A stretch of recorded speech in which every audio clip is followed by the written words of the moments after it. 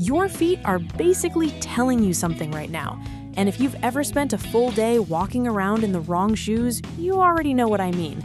That specific kind of pain that starts in your heels, works its way up to your knees, and by the end of the day, you're basically limping to the couch.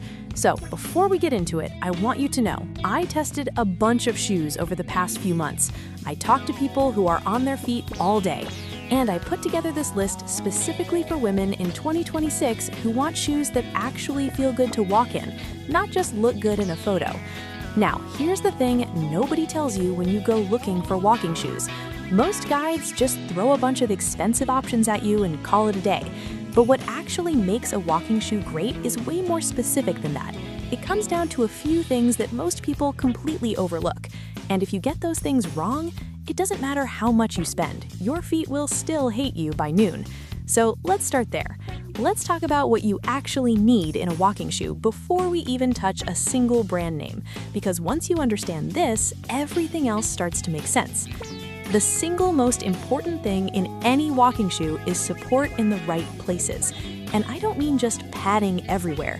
I mean structured support around your arch and your heel. When you walk, the way your foot strikes the ground puts pressure on very specific spots. If a shoe doesn't support those spots, your body starts compensating in ways that eventually hurt your knees, your hips, and your lower back. It's a chain reaction. So when you're looking at any shoe, the first thing to check is whether it has a firm heel counter. That's the back part of the shoe that wraps around your heel. Press on it with your thumb. If it collapses easily, that shoe will not support you the way you need. Second thing is cushioning in the midsole. That's the part of the shoe between the outsole, the rubber on the bottom, and the upper part that wraps around your foot. This is where most of the shock absorption happens. A lot of shoes these days use foam technology in this area, and the quality of that foam matters a lot. Cheap foam compresses and stays flat after a few weeks. Better foam, things like EVA foam or newer responsive foam blends, bounces back and keeps cushioning you for way longer. Third, you want a shoe that's wide enough for your foot. And I say this specifically because a lot of women spend years wearing shoes that are too narrow without realizing it. Your foot naturally spreads out when you walk, especially after you've been on your feet for a few hours.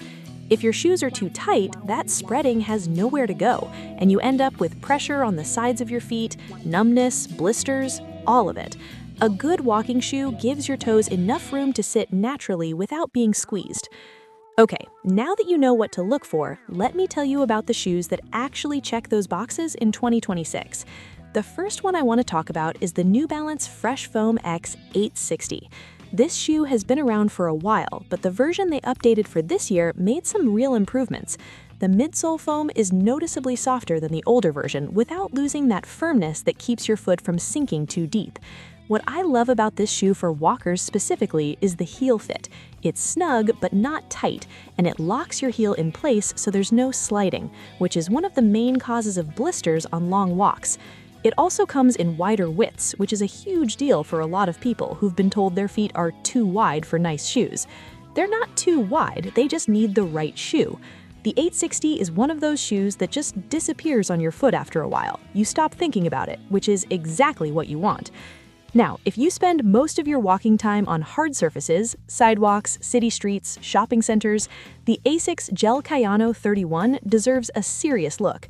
The gel cushioning technology in the heel and forefoot on this shoe is genuinely different from what most other brands offer.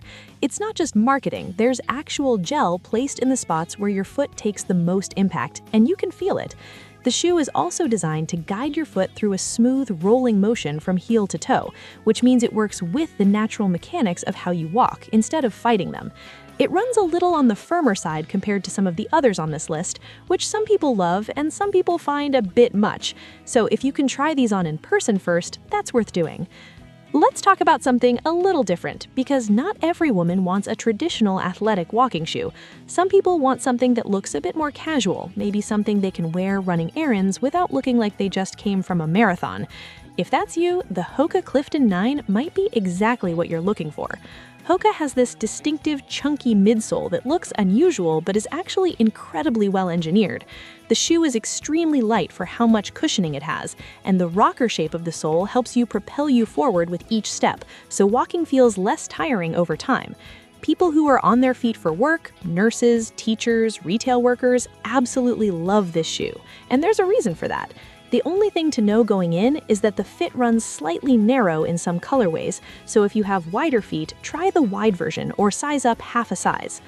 Now, I want to mention a shoe that a lot of people sleep on, and that's the Brooks Addiction Walker 2. This is specifically designed for walking, not running, which matters more than you might think. Running shoes and walking shoes involve different movements, and while running shoes can work for walking, a dedicated walking shoe like this one is designed from the ground up for exactly that motion. The Addiction Walker 2 has a motion control feature built in that's